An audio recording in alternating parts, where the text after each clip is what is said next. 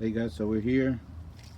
Quick update on how last week was basically how it's starting to grow. And you see here, look, this is a Japanese Aurelia, and you can see growth. It's happening all over the place. There's also growth that I saw down there. I feel as if I could probably remove the most damaged ones from the winter.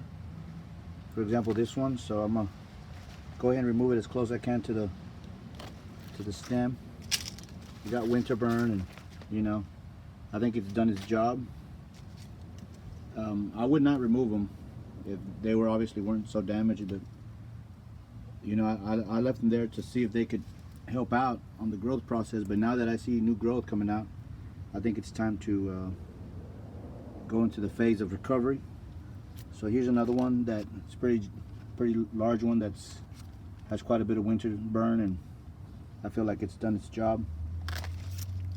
And you know, that way I open it up more up for air and for light to penetrate.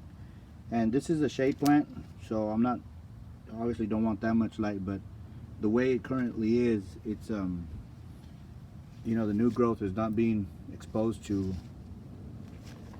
most of the light, so, or the available light, shade light, filtered light if you would.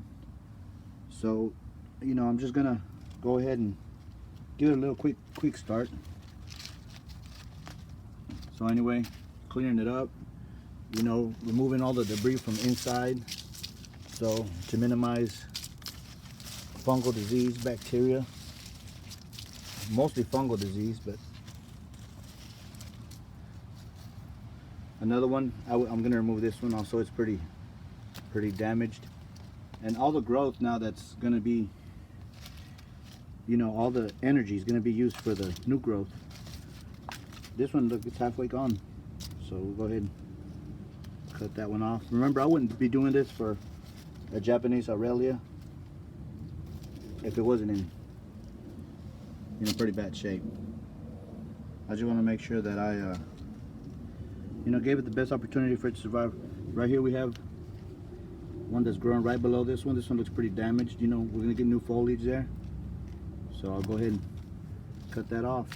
And I know it looks pretty drastic, but you know, sometimes to grow you need to subtract to grow. Now you can see here, you know, it already looks healthier, even though it hasn't grown or anything. It's just you know, allow the old foliage to go away. I opened up for more light penetration, and this should be pretty good. On this side we have one. It's touching the ground too, so I don't really want it to do that. This one's pretty beat up. And here in zone 8A we do get hail. Some of these were damaged by hail, but you know, it looks like it took quite a beating. But obviously even though there's some foliage down there, I'm gonna leave this one here. This one is real small and pretty beat, so I'm gonna go ahead and cut that one off. And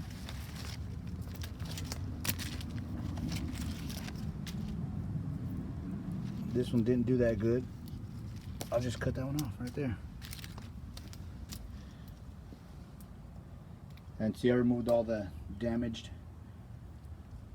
Most of that damage was done from the frost.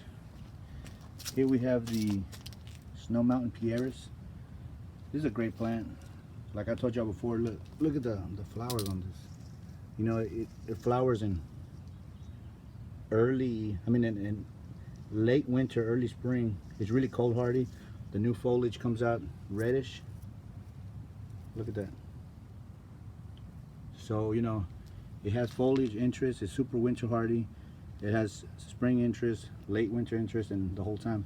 I did notice that there's something here, you know, that it's a little dark right there, so I'm gonna remove that. Anyway, look at that.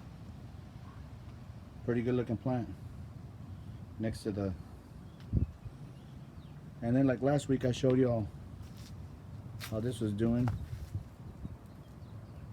And now look, and look at the difference that 1 week makes. It's pretty amazing, the difference that 1 week makes. Next week, these leaves will be open, and it'll be a whole different, it's gonna look completely different.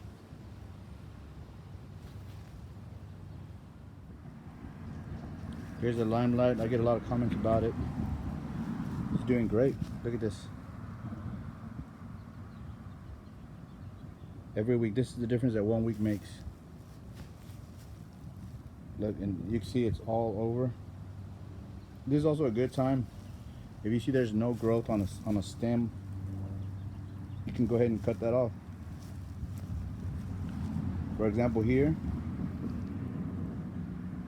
this one right here has absolutely no growth, so it's not serving a purpose. So go ahead and cut that off.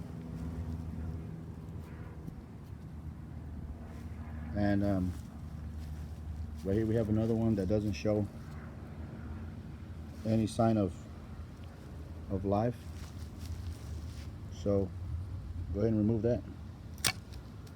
You can see right here, look, there's no green. So this is not doing good. But this same little stem on this side is showing growth. So, you know, make sure that you don't cut off what you don't want to cut off. There we go. Here's another one that doesn't show growth. Just go ahead and remove that. It's just fine tuning.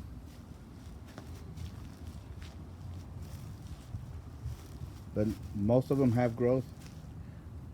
This one, even this one, it looks like it doesn't have any growth, but look, there it is. So make sure you don't trim off something you don't want to. But it looks good overall. The other one is a little bit behind, but it's definitely, it'll catch up. There's an update on the Rose of Sharon. Last week only the tips of the stems showed growth for the most part. They're sprouting, but now you can see all of them, all the way down to from the ground all the way down to the tip, all the way up to the tip. And then you can see all the daffodils. They're spent, most of them, but you know, you could take off the little tips if you want, but I just leave them, and you leave these daffodils like that. So until they become completely yellow and they flop over, then you cut them. But remember, don't cut them yet, because you need to make sure that they photosynthesize and get enough energy for the bulb for next year. So, you know, plants get their energy through their leaves. So if you cut them off right now, it's not going to get any growth next year. Here's more. You can see they're spent. Arborvitae looking all right.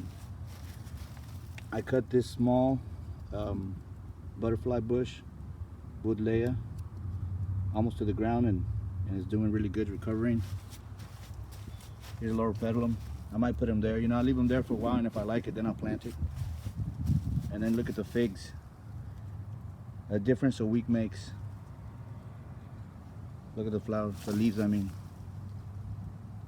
You know, anyway, that's a quick update of the garden. See y'all next time.